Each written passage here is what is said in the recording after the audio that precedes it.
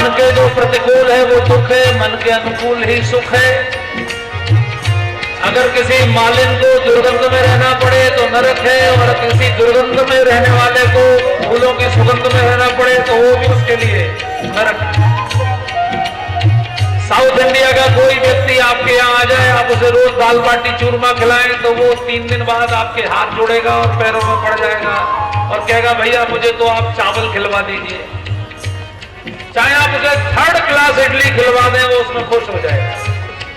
और आप तमिलनाडु जाके भले ही कितना बढ़िया साउथ इंडियन हो, लेकिन आप कहेंगे भैया दाल रोटी खिलवा दीजिए बस। सबकी अलग अलग है।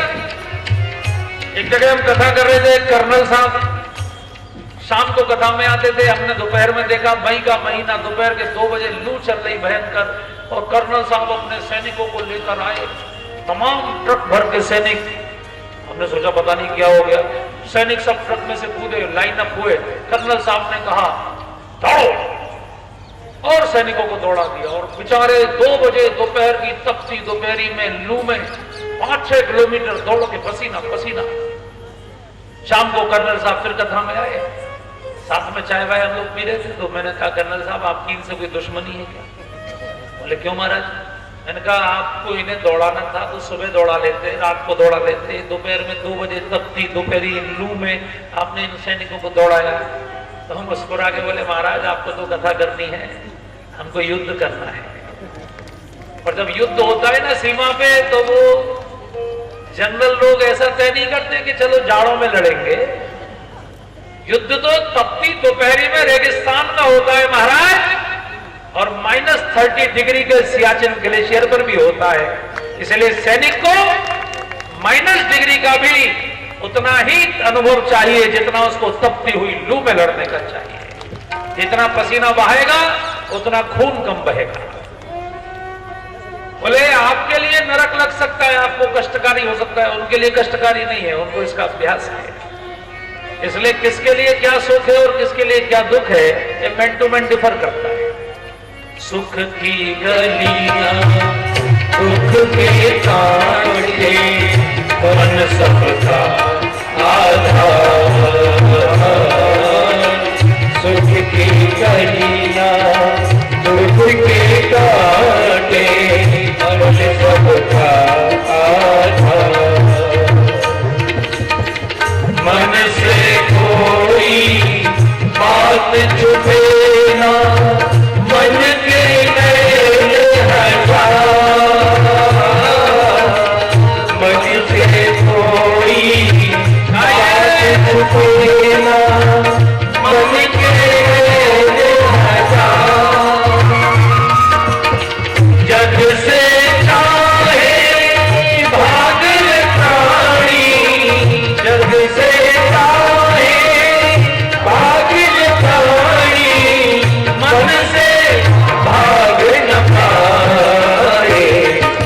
अपने पद पर कहलाए,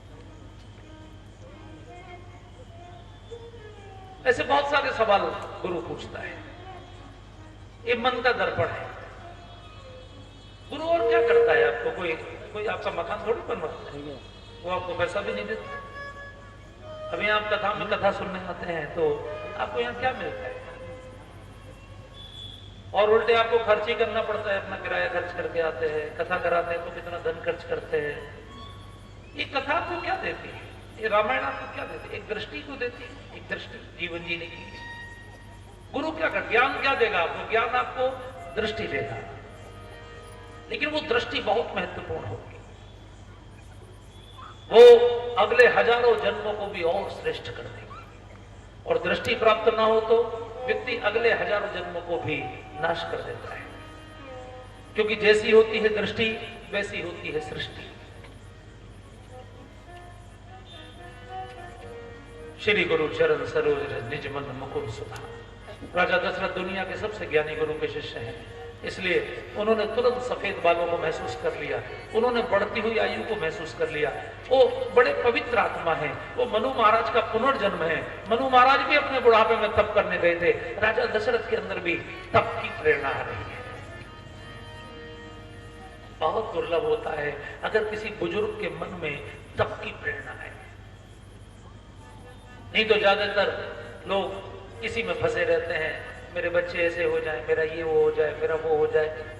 लेकिन बुढ़ापा बढ़ने के साथ अपने मन में केवल परमात्मा की प्राप्ति की इच्छा जगे, सत्कर्म की इच्छा जगे, परमार्थ की इच्छा जगे, ये समझिए कि बहुत बड़ा पुण्य है। और वो तभी होता है जब श्री गुरु चरण सरोज रज निज मन मुकुर सुधा। वानप्रस्थ आश्रम और संन्यासाश्रम। भज गोविंदम भज गोविंदम, जगत गुरु शंकराचार्य ने कहा, गोविंदम भज मूढ़मते। मनु महाराज का बैठे थे अपने महल में, सम्राट थे। एक अर्थी को उन्होंने जाते हुए देखा, राम नाम सत्य, तो उनको लगा मैं भी तो मरूंगा एक दिन। तो मन में विचार आया कि ब्रह्मा जी ने जब मुझे प्रकट किया था तो कहा था बेटे इस मानव शरीर से परमात्मा को प्राप्त करना ही इसका परम लक्ष्य है, और मैंने तो अब तक प्राप्त नहीं किया, मैं तो राजपाट में और भोगों में ही फंस गया। उसी दिन छोड़ दिया। होई ना विषय विराग भवन बसतवा चौथपन, हृदय बहुत दुख लाग, जन्म गयो हरि भगत बिन। जन्म गयो हरि भगत बिन, हृदय बहुत दुख लाग। हृदय में अत्यंत दुख हुआ कि मेरा जन्म ऐसे बीत जाएगा क्या। हालांकि मंत्रियों ने कहा कि बड़ा बेटा घर में नहीं है, छत्रियों में बड़े बेटे का तिलक होता है। तो उन्होंने कहा बड़े की चिंता मत करो, छोटे का तिलक करूंगा, लेकिन मैं अब रहूंगा नहीं, एकदम इसी समय छोड़ूंगा। मन का कोई भरोसा नहीं, मन बेईमान है, कल बदल गया तो। और उसी समय बरबस राज सुत ही तब दीना, नारी समेत गवन बन किया। नैमिषारण्य चले गए पत्नी को लेकर। क्या तप किया है ऐसे। स्वयं दो मनु और शत्रुघ्न, जिनकी हम सब संतान हैं, हमारे अंदर उन्हीं की जेनेटिक्स है, उन्हीं के जीन्स हैं, उन्हीं का अवतार, उन्हीं का पुनर्जन्म राजा दशरथ है। इसलिए उनके मन में भी तप की प्रेरणा हो रही है। हमारे मन में भी ये जगह। और तप करने का मतलब कोई ऐसा नहीं है कि आप वृंदावन जाके कमरा बनवा लो या हरिद्वार जाके बस जाओ। तप करने का अर्थ है अपने क्षेत्र को ही बहुत आवश्यकता है अच्छे कामों की, अपने क्षेत्र को ही वृंदावन बनाए। भज गोविंदम भज गोविंदम गोविंदम भज मूढ़मते। भज गोविंदम भज गोविंदम गोविंदम भज मूढ़मते। भज गोविंदम भज गोविंदम गोविंदम भज मूढ़मते। भज गोविंदम भज गोविंदम गोविंदम भज मूढ़मते। पुनरपि जन्मं पुनरपि मरणं पुनरपि जन्मं पुनरपि मरणं पुनरपि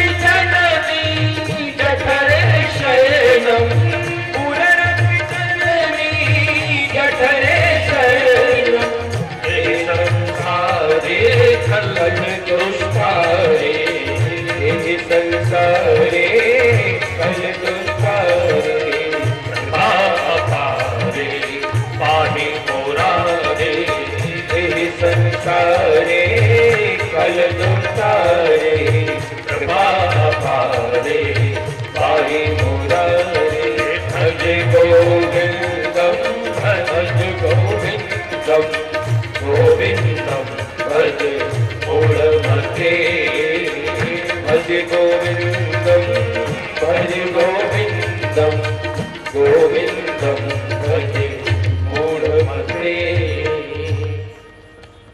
राजा दशरथ ने उसी दरबार में अपने दरबारियों से सलाह की, वरिष्ठ नागरिकों से, गणमान्य नागरिकों से, मंत्रियों से, विप्रों से, गुरुओं से, सबने बहुत अच्छा कहा।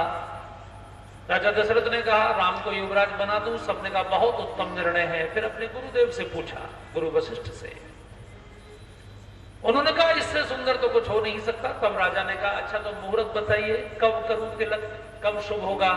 गुरु ने कहा राजनीति में देर नहीं करते राजन, राजनीति में केवल 3 घंटे की देर हुई तो यूपी के मुख्यमंत्री मनोज सिन्हा की जगह योगी आदित्यनाथ हो गए।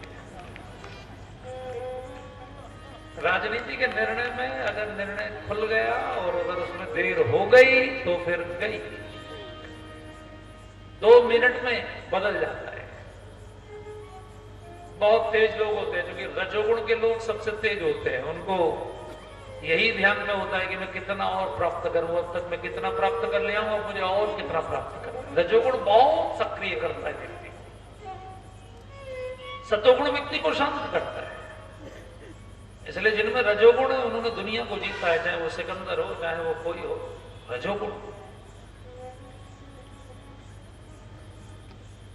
राजा दशरथ ने मुहूर्त पूछा, गुरुजी ने कहा वेग विलंब न करिए नृप साजिए सबई समाज, सुदिन सुमंगल तब ही जब राम हो जुबराज।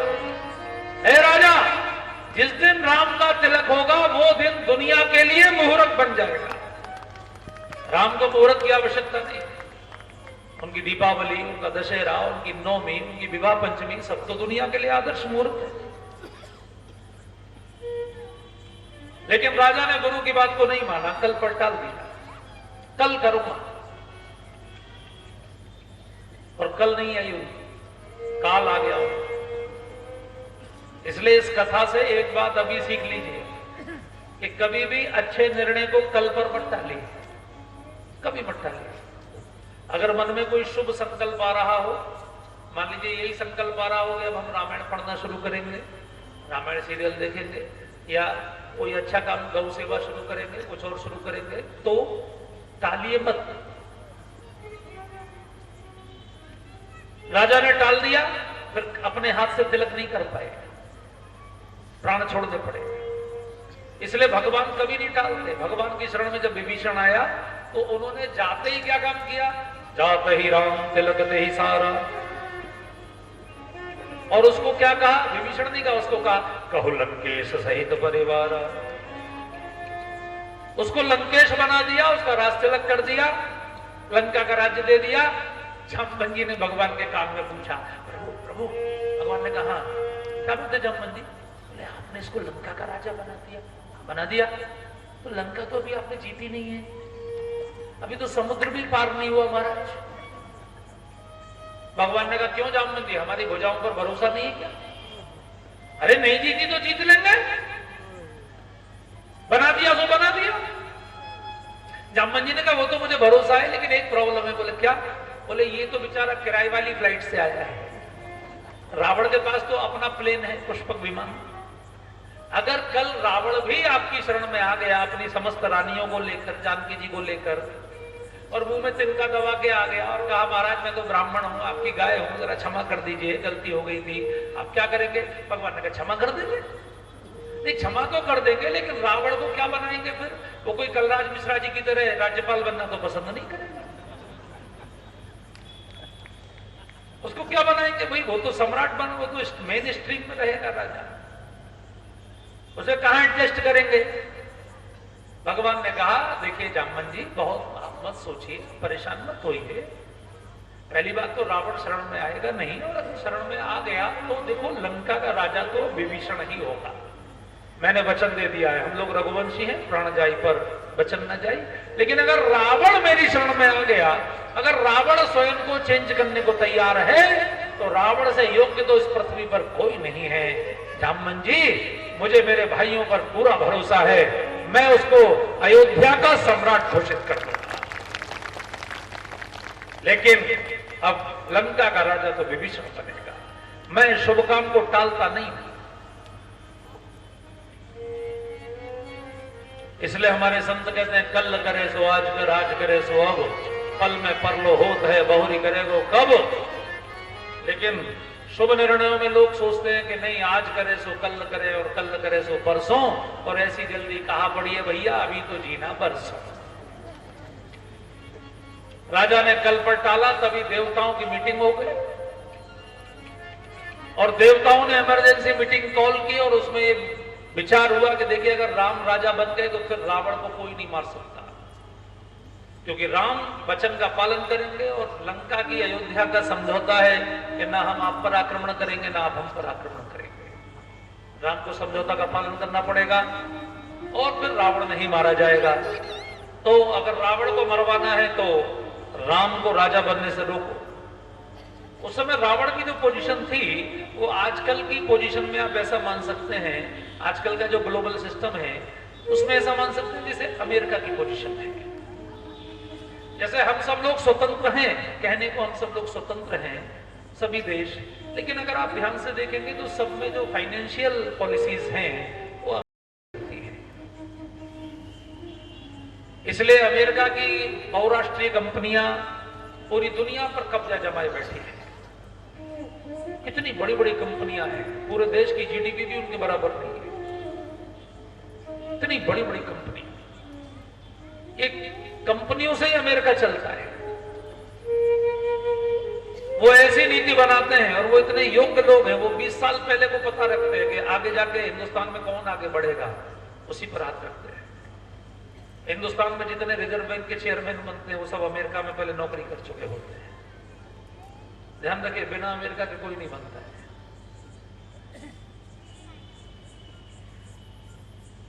सोने की लंका ऐसे नहीं बनती है वैसा। सोने की लंका बनाने को बहुत माइंडेड होना होता है, पूरी दुनिया में अपनी पॉलिसी स्थापित करना। जो लोग कहते थे कि विदेशी मुद्रा के अधिकार को कम करेंगे, एफडीआई नहीं आएगी, उन्हीं लोगों ने सबसे ज्यादा एफडीआई लागू कर दी। जो संगठन स्वदेशी स्वदेशी चिल्ला रहे थे और जिन्होंने बीटी कॉटन का विरोध किया था, जेनेटिक्स वाले बीज, जीएम फसलें, उन्हीं के मंत्री ने सबसे पहले बैठ के जीएम फसलों का अनुमति प्रदान की।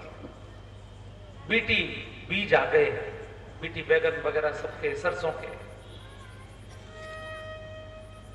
वो अमेरिका के लोग इतने चतुर हैं, इतने समझदार हैं, वो जानते हैं किसको कैसे मैनेज किया जाता है।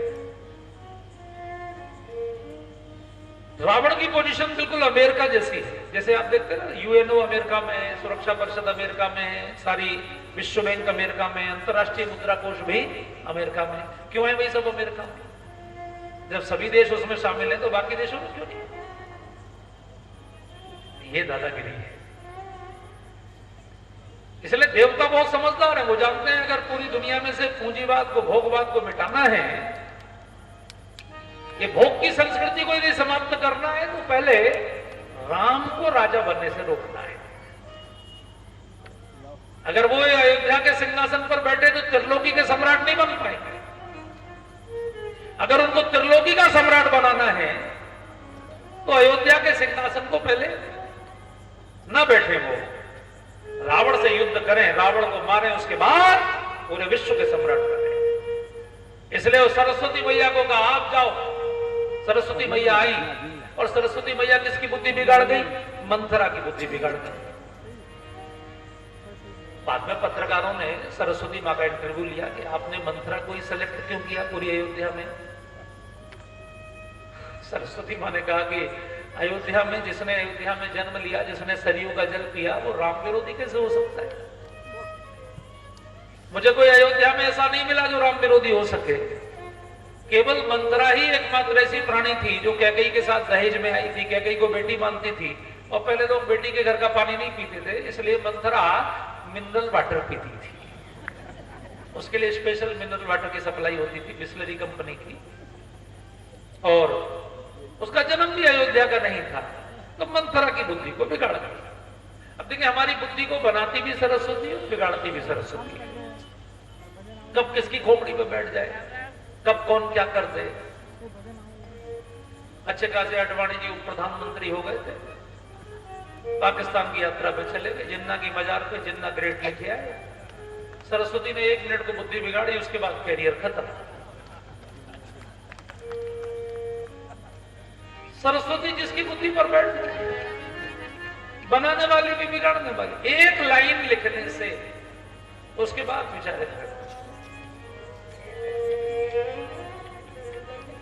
इसलिए भैया सरस्वती मैया को हमेशा प्रणाम करते रहना। उन्हें बंदम सारद सुर सरिता, पुनि बंदम सारद सुर सरिता, जुगल पुनीत मनोहर चरिता। पुनि बंदम सारद सुर सरिता, जुगल पुनीत मनोहर चरिता। मज्जन पान पाप हर एका, मज्जन पान पाप हर एका, कहत सुनत एक हर अविवेका। कहत सुनत एक हर अविवेका। मंगल भवन अमंगल हारी, मंगल भवन अमंगल हारी। प्रभु सुदर्शन अजर बिहारी, मंगल भवन अमंगल हारी। प्रभु सुदर्शन अजर बिहारी। सरस्वती ने मंथरा को बिगाड़ा, मंथरा ने कैकेयी की बुद्धि को बिगाड़ा। कैकेयी को उन्होंने राम विरोधी बातें बतानी शुरू की और कहा, आप तो पड़ी पड़ी यहां विश्राम करती रहती हैं, आपको पता है 15 दिन से षड्यंत्र हो रहा है। जो राजा आपसे बिना पूछे कोई काम नहीं करते थे, उन राजा ने राम को युवराज घोषित कर दिया है और कल उनका राजतिलक होने वाला है। और आप लेटी हैं, आप सो रही हैं। जो सोवत है सो होवत है, और जो जागत है सो आवत है। मेरा निवेदन है कि आपके बीच में अगर कोई सो रहे हो तो जरा जगा दीजिए, क्योंकि मंथरा इस समय कैकेयी को जगा रही है। वैसे पंडाल में नींद किसी को आती, आपको मैं वरदान देता हूं कि आप हमेशा मेरा दर्शन करेंगी, और उसके लिए मैं आपको कथा के पंडाल में निवास करने का वरदान देता हूं। आप हमेशा कथाओं के पंडाल में निवास करेंगी, हमेशा मेरा दर्शन करेंगी। निद्रा देवी ने कहा, लेकिन मैं वहां बैठूंगी कहां? भगवान ने कहा, मंच पर बैठने का वरदान नहीं दूंगा, नहीं तो व्यास ही सो जाएगा। व्यास सो जाएगा तो फिर कथा कैसे कहेगा? इसलिए सामने बैठिए, क्योंकि दर्शन तो सामने से होगा, बगल में बैठ के थोड़ी दर्शन होता है, सामने बैठ के दर्शन होता है। निद्रा देवी ने कहा, प्रभु सामने की सीट तो पहले ही भर जाती है, मैं कहां बैठूंगी? भगवान ने कहा, नीचे बैठने की आपको आवश्यकता नहीं है। किसी भी भक्त की बुद्धि को अपना आसन बनाइए, किसी भी भक्त की खोपड़ी पर बैठ जाइए, वो सो जाएगा और आप आराम से मेरा दर्शन करिए। तो जिसको कथा में नींद आ रही हो वो समझ लीजिए कि बहुत भाग्यशाली है, क्योंकि निद्रा देवी ने उसको अपना आसन बनाया है। कैकेयी सो रही थी, मंथरा ने आके जगाया। कैकेयी ने उठते ही पूछा, मेरा राम ठीक है ना? तो मंथरा ने राम विरोधी बातें बोलनी शुरू की। राम ही छाण कुशल के ही आजू, जय ही जनेश दे ही जुबराजू। जैसे राम विरोधी बात बोलनी शुरू की, एक धक्का मारा कैकेयी ने, बाहर निकल। मंथरा दूर जाके गिरी। कैकेयी को क्रोध आ गया, तेरी हिम्मत कैसे हुई राम के विरोध में बोलने की? तू जानती है ये सूर्यवंश है, और सूर्यवंश की यह रीत है कि बड़ा भाई राजा होता है, छोटे भाई उसके सेवक होते हैं। जेठ स्वामी सेवक लघु भाई, यह दिनकर कुल रीत सुहाई। राम तिलक जो साचे हो काली, देव को ही मन भाव कराली। क्या कहने का मंत्रा, ये सूर्यवंश की रीत है कि बड़ा भाई ही स्वामी होता है। इसलिए अगर तेरा दिया गया समाचार सत्य है तो मैं इतनी प्रसन्न हूं कि मैं तुझे जो तू मांगेगी वो दूंगी। पहले मैं सोच रही थी कि तुझे अंगूठी दे दूं, लेकिन फिर मैंने सोचा नहीं, अंगूठी तो कम रहेगी। फिर मैंने सोचा तुझे अपने कंगन दे दूं, फिर सोचा कि गले का 9 लखा हार दे दूं। मुझे जो भी मैं सोचती हूँ कम दिखाई पड़ता है राम के रास्ते के समाचार के आगे। इसलिए मैंने अब घोषणा कर दी, जो तू कहे वो मैं दूं। और उसके बाद क्या कही ने कहा, तू जानती है राम मुझे कितने प्यारे हैं, मैं प्राणों से भी अधिक राम को प्रेम करती हूं। मुझे भगवान से बस एक ही शिकायत है छोटी सी, उन्होंने राम को मेरा बेटा तो बनाया लेकिन मेरी कोख से जन्म नहीं दिया। एक छोटी सी मुझे भगवान से ऐसा कैकेयी ने बोला तो मंत्रा बहुत चालाक थी, उसने वो पॉइंट पकड़ लिया। उसको समझ में आ गया कि कैकेयी के मन में कहीं ना कहीं भेद बुद्धि है। राम है तो उन्हीं के बेटे, लेकिन उनकी कोख से जन्म नहीं हुआ, इसका उनको कष्ट है। बस इसी बात को पकड़ लिया और कहा, कैकेयी तू जानती है सौत क्या होती? मोटे मोटे आंसू बहाने शुरू किए मंत्रा ने। कैकेयी मां को दया आ गई और उन्होंने मंत्रा को जो दूर जाके पड़ी थी उसको फिर अपने पास बैठा लिया। यही गलती हो गई। आप सभी जितनी माताएं हैं ध्यान से सुनिए, आप भी ध्यान से सुनिए। दुनिया में सबसे बड़ा नुकसान आपको उसी दिन होगा जिस दिन आप कुसंग करोगे। हानि कुसंग सुसंग लाभ, दुनिया में सबसे बड़ी हानि कुसंग देता है, सबसे बड़ा लाभ सत्संग देता है। कैकेयी मां के बराबर दुनिया में किसी मां को हानि हुई कि आज तक? जरा सोचो। उनको इतना बड़ा सम्मान वो समाप्त हो गया, अपने पति की मृत्यु का कारण वो बनी। उनके इकलौते पुत्र भरत ने जीवन भर उनको कभी मां नहीं कहा, उसके बाद उनकी चौखट पर पैर नहीं रखा। कैसी नरक जैसी जिंदगी हो गई होगी। जो देखता होगा उसी दृष्टि में घृणा होती होगी। कोई आपका गला काट दे वो बड़ी बात नहीं है, लेकिन कोई आपको घृणा पूर्वक देखे ये बहुत कष्ट देने वाली बात होती है। ये नुकसान किसके कारण हुआ? मंत्रा के कारण। माताओं को जो कि मायके के प्रति बड़ा प्रेम होता है, मंत्रा जो कि मायके की है ना, इसलिए कैकेयी ने उसको बिठा दिया यहां। और मंत्रा ने पॉइंट पकड़ लिया था कि कैकेयी के मन में कहीं ना कहीं भेद बुद्धि है कि वो कौशल्या की कोख से पैदा हुए, मेरी कोख से नहीं हुए। यही माया है, मैं और मेरा, तू और तेरा। यही माया हमारे मन में सब झंझट करती है।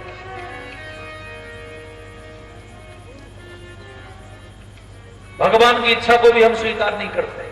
अरे जन्म और मरण तो भैया भगवान की इच्छा से होते, कौन किसकी कोख से जन्म लेगा ये तो भगवान तय करेंगे। वही है सोई जो राम रचिला। मंत्रा ने कैकेयी को सौतों की कहानियां सुनाई। सौत, अब तो सौत नहीं होती होंगी सर। सौत आप समझते हैं?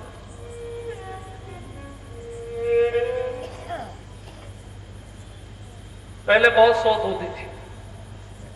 पहले कई लोग 2-2, 3-3 शादी करते थे, तो सौतों में बहुत लड़ाई होती थी। हमारे यहाँ जब हम लोग छोटे थे, मैं 2री या 3री क्लास में पढ़ता था, तो एक देश में गाना बहुत हिट हुआ था उस समय, अपने उपाध्याय जी के जमाने का गाना, मैं मैके चली जाऊंगी तुम देखते रही, झूठ बोले कौआ काटे, काले कौए से डरी। तो पत्नी को धमकी देती थी कि मैं कुएं में गिर जाऊंगी, तो वो कहता था मैं रस्सी से खिंचवा लूंगा, तो मैं यहाँ से करूंगी, तो मैं ऐसे करूंगा। तो वो कहती थी मैं, फिर वो मनाता था मैं तेरे लिए साड़ी लाऊंगा, तेरे लिए गाड़ी लाऊंगा। नहीं मानते, मायके जाऊंगा। तो मुझे उसका अंतिम याद है, अंत में वो पति ने जो था ना, वो एक ब्रह्मास्त्र छोड़ा। पत्नियों के लिए जो सबसे बड़ा ब्रह्मास्त्र है वो है सौत का खतरा। वो शेर से भी नहीं डरती, बड़े बड़े शेरों भी उनके सामने बिल्ली बन जाते हैं क्योंकि वो सिंह वाहिनी है, लेकिन सौत से डरती है। उसने कहा तू मैके चली जाएगी तो मैं दूजा ब्याह रचाऊंगा पर तेरी सौत करना। बस जैसे इतना बोला, मैं मैके नहीं जाऊंगी, मैं सातों वचन निभाऊंगी, मैं मैके नहीं जाऊंगी, मैं सातों वचन निभाऊंगी, है ना। झूठ बोले कौआ काटे, काले कौए से डरियो, मैं मायके चली जाऊंगी तुम देखते रहियो। उसका गाने का जो समापन हुआ वो मायके नहीं जाऊंगी। किसके कारण? सौत के कारण। सौतों की इतनी कहानियां सुनाई, और जब सौत नाम की जो चीज है ये तब से जब से सृष्टि बनी। कश्यप ऋषि की दो पत्नियां हैं, दिति और अदिति। देवता अदिति के बेटे हैं और दैत्य दिति के बेटे हैं, इसलिए एक ही बाप की संतान होने के बाद भी जीवन में हमेशा उनके देवासुर संग्राम चलता है।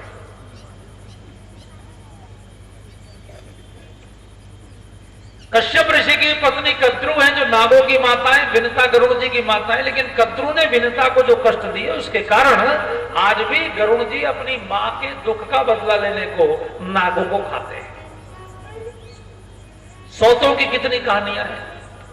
रघुवंश में राजा सगर जिनके 60,000 पुत्रों को कपिल भगवान ने भस्म कर दिया था, वो सगर अपनी मां के गर्भ में जब थे तो बाकी रानियों को इतना ईर्ष्या हो गई, उन्होंने उसको जहर दे दिया।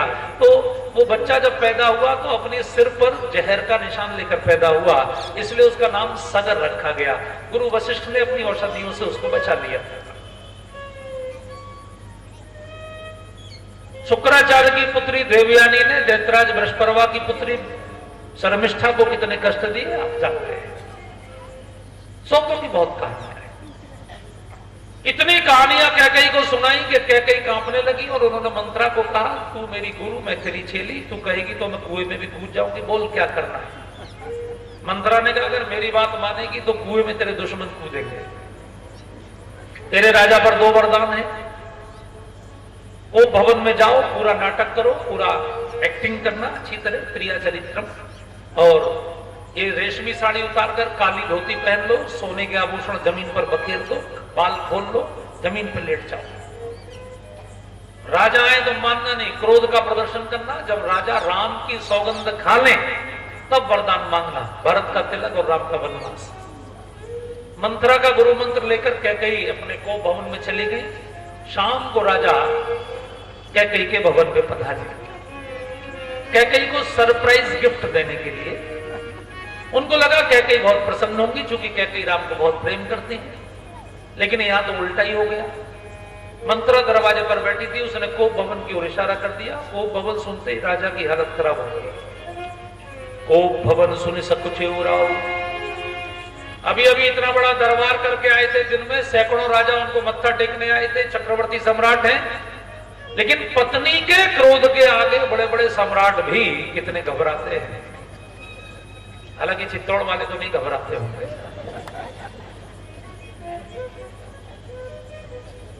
यानी डर के मारे राजा को आगे पैर बढ़ाने की हिम्मत नहीं पड़ रही। भय बस अगहुड़ पर ही न पाऊ। रानी को भवन में आपने बड़ी बड़ी कोठियां बनाई होंगी, आप में से किसी के घर कोप भवन बनाए क्या? नहीं। घर में कोप भवन तो होना चाहिए, क्योंकि राजा दशरथ के घर में कोप भवन है, और राजा दशरथ के घर में कोप भवन है, इसीलिए उनका घर मंगल भवन है।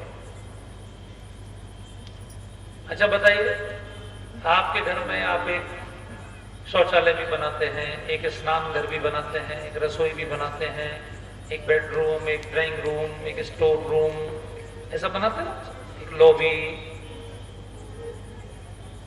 तो ये जब चीजें सब आप बनाते हैं तो आप क्रोध कहां करेंगे बताइए। नहाने के लिए बनाया, खाने के लिए बनाया, खाना बनाने के लिए बनाया, सोने के लिए बनाया, लेकिन क्रोध कहां करेंगे? क्रोध तो आएगा भाई। खुशी तो आप पूरे घर में कर सकते हैं, हंसी तो पूरे घर में कर सकते हैं, प्रसन्नता पूरे घर में कर सकते हैं, उससे वातावरण पूरे घर का स्वस्थ होगा। लेकिन क्रोध को पूरे घर में करेंगे तो क्रोध के बैक्टीरिया पूरे घर में फैलेंगे। तो क्रोध के लिए छोटा सा पॉइंट निश्चित कर दीजिए, जिससे क्रोध एक जगह सीमित हो जाए, नहीं तो झंझट हो जाएगा। क्रोध कहां आएगा? अगर पत्नी को क्रोध रसोई में आया तो पति को डाइनिंग टेबल पर आएगा, क्योंकि वो जो पत्नी का क्रोध है वो खाने में जाएगा, वो खाने को इन्फेक्शन करेगा और फिर वो जैसे पेट में जाएगा तो उसका भी क्रोध भड़केगा। हालांकि यहां चित्तौड़ में तो नहीं आता होगा, लेकिन हमारे यहाँ ब्रज में मैंने देखा है कि ब्रज की माताएं जब भोजन बनाती हैं तो कई बार वो क्रोध खाने के ही समय प्रकट करती है। वो भोजन बनाती जाएंगी, रोटी बेलती जाएंगी, सेकती जाएंगी और बोलती जाएंगी, या मरे ने मेरी बात कहो मैं मानू, मैंने अकेले पूरी जिंदगी लगाई थी, ये मेरी सुख तो ही ना।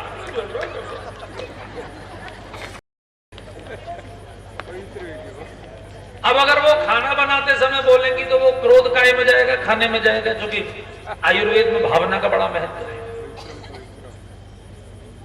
और अगर सोने के कमरे में क्रोध आएगा, बेडरूम में, तो पुराने जमाने में क्रोध आता था तो चारपाई सुबह खड़ी हो जाती थी, बिस्तर झड़ जाते थे, झाड़ू में क्रोध भी निकल जाता था।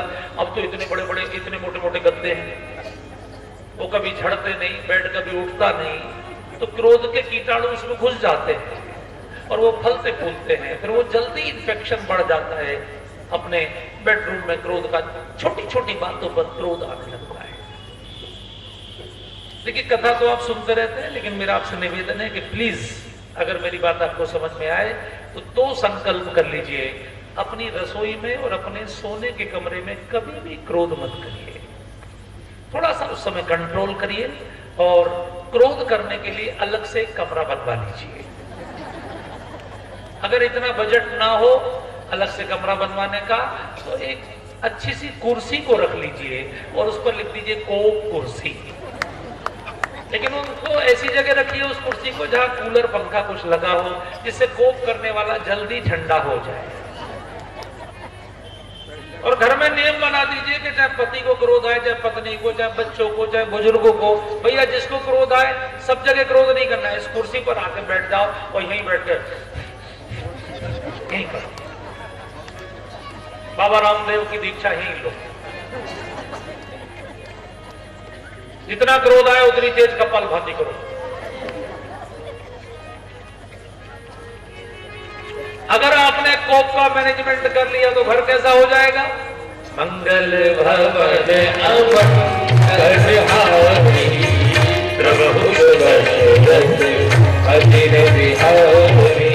राजा बार बार कैकई मां को पूछ रहे हैं कि हे तो रानी रिसानी, हे मेरी रानी तू किस कारण से क्रोध में आ गई? लेकिन जैसे स्पर्श करते परसत पानीपति ही निवार ही, एक जोर से झटका मारती है। राजा समझ गए बहुत हाई वोल्टेज है, जबकि नाटक कर रही है, पूरा क्रोध का नाटक कर रही है। लेकिन राजा तो भोले वाले हैं, उन्होंने सोचा कि बहुत गहरा क्रोध है, कारण क्या है? रानी से कहा आप कहो तो मैं भिखारी को राजा बना दूं, आप कहो तो जिस राजा का कहो उसका राज्य छीन लूं, राजा को भिखारी बना दूं। तब भी प्रसन्न नहीं हुई। तब राजा ने कहा मैं तेरे लिए देवताओं को भी मार सकता हूं, यदि किसी की जान लेनी हो तो बोल, मैं तेरे लिए देवताओं को मार सकता हूं, मनुष्य तो मेरे लिए कीड़े मकोड़ों के समान। ये नहीं बोलना चाहिए, पत्नी की प्रसन्नता के लिए आप इतने मत बोलिए। देवताओं को कौन मार सकता है? लेकिन राजा कहने में देवताओं को भी मार सकता हूं। सकऊं तो अमरऊ मारी।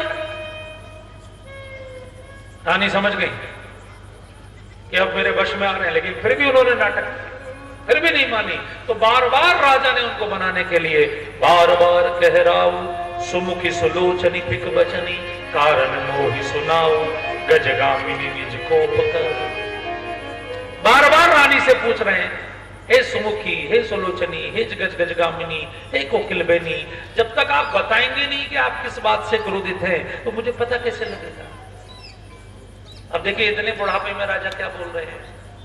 अभी अभी आपने सुना कि उनके बाल सफेद हो गए हैं, बुढ़ापे में उनको बच्चे हुए, अगर 75 साल की उम्र पर भी उनके बच्चे हुए होंगे तो इस समय उनकी उम्र 112 साल हो गई, क्योंकि बच्चों की 25 साल में शादी हुई, 12 साल अयोध्या में रहते हुए हो गए। अगर कम से कम आप 112-15 साल की उनकी उम्र मानते हैं, अब 115 साल का व्यक्ति, उसकी पत्नी कितनी भी छोटी होगी उम्र में तो अभी 90-95 की तो होगी। अब 100 साल के कोई बूढ़े सज्जन अपनी 90 साल की बुढ़िया से कहें हे सुमुखी, कैसा लगेगा? चाहे उसने कितना भी ब्यूटी पार्लर का उपयोग कर रखा, लेकिन भाई उम्र का होता है तकाजा। जिसकी दोनों आंखों में मोतियाबिंद पक गया हो, उससे कहे हे सुलोचनी,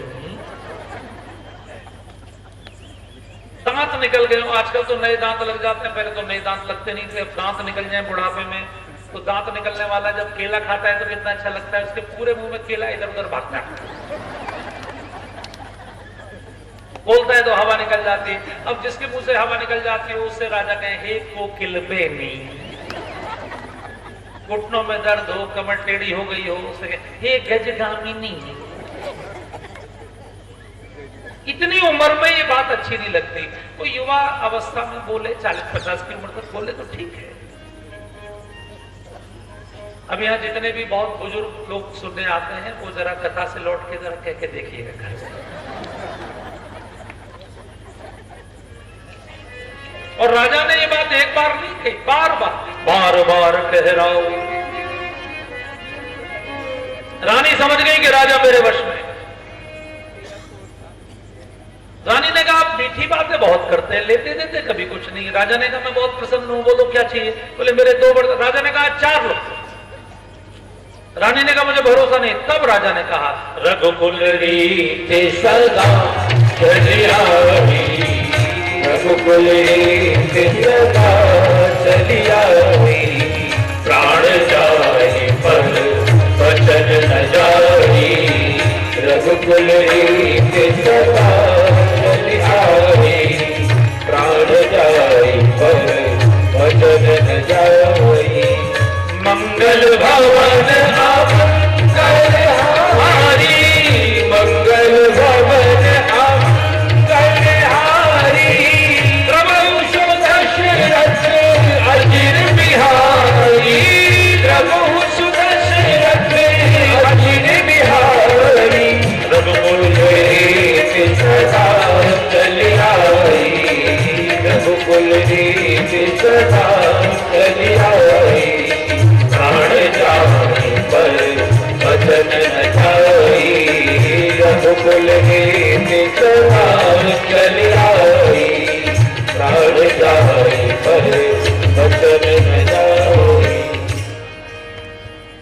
रानी नहीं मानी। तब राजा ने राम की सौगंध खाई, राजा फंस गए। तब रानी ने दोनों वरदान मांगे। कोरे कागज पर साइन करने से हमेशा कभी भी आप फंस सकते हैं, ध्यान रखिए। घर का जो प्रमुख होता है उसकी गलती से घर का नुकसान होता है, राज्य के प्रमुख की गलती से राज्य का नुकसान होता है, देश के मुखिया की गलती पूरे देश को बर्बाद कर देती है। और ऐसा भारत ने तो बहुत बार देखा है। भारत में भगवान तक ने अवतार लेकर देव शक्तियों को जिताया, बार बार जिताया, लेकिन बार बार देवता क्यों हारे, बार बार हमारा पतन क्यों हुआ? अपनी गलतियों के कारण। ध्यान रखिए, जंगल में शेर को कोई दूसरा जानवर नहीं मार सकता। शेर जब भी मरता है तो अपने अंदर पैदा होने वाले कीटाणुओं के कारण ही मारा जाता है। इसलिए कोई भी जो नष्ट होता है उसमें उसका अपना ही दोष है। हमारे देश में पृथ्वीराज चौहान ने मोहम्मद गौरी को कितनी बार क्षमा किया? उससे पूछो भाई तुझे किसी ने क्षमा करने का ठेका दे रखा था क्या? हालांकि इतिहास नहीं पढ़ाता, इतिहास तो बहुत अलग तरीके से लिखा गया है, लेकिन पूरा जनमानस इस बात को जानता है। तूने क्षमा क्यों किया भाई? दुश्मन को छोड़ोगे तो वो आपको नहीं छोड़ेगा। अहिरुज पावक पाप प्रभु अहि गनी न छोड़ कर, सांप को मत छोड़। पाप को मत छोड़ो। चिंगारी को भी अगर छोड़ दोगे तो जला के राख कर देगी। अगर रोग को आपने ध्यान नहीं दिया तो वो रोग ही आगे चल के प्राणों का दुश्मन बन जाएगा।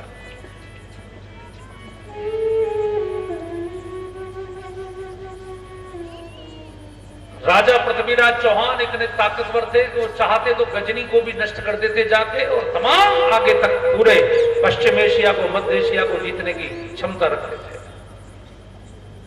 लेकिन वो, और उन्होंने उनको क्षमा कर दिया, और यहां संयोगिता के हरण के चक्कर में अपने समस्त अच्छे सेनापतियों को मरवा दिया।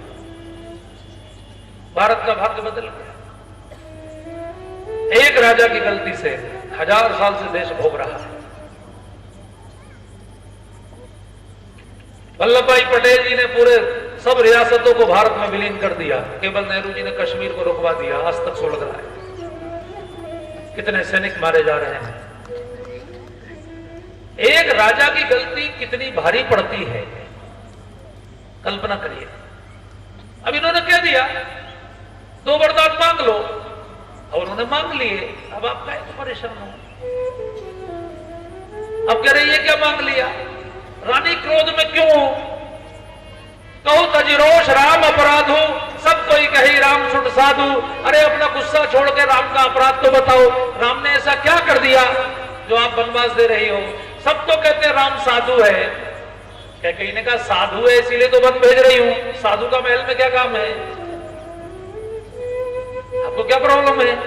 आप सोच रहे थे मैं चना मांगूंगी आपसे? मेरे पुत्र के तिलक का समाचार सुनकर आपके मुख पर बारे क्यों बज गए महाराज? क्या भरत आपका पुत्र नहीं है? रानी मानने को तैयार नहीं। तब राजा ने थोड़ी राजनीति की बात की। उन्होंने कहा देवी अगर आप कहो तो मैं भरत का तिलक करने को तैयार हूं, लेकिन राम को वन मत भेजो, उसे रहने दो, उसको राज्य की कोई इच्छा नहीं है।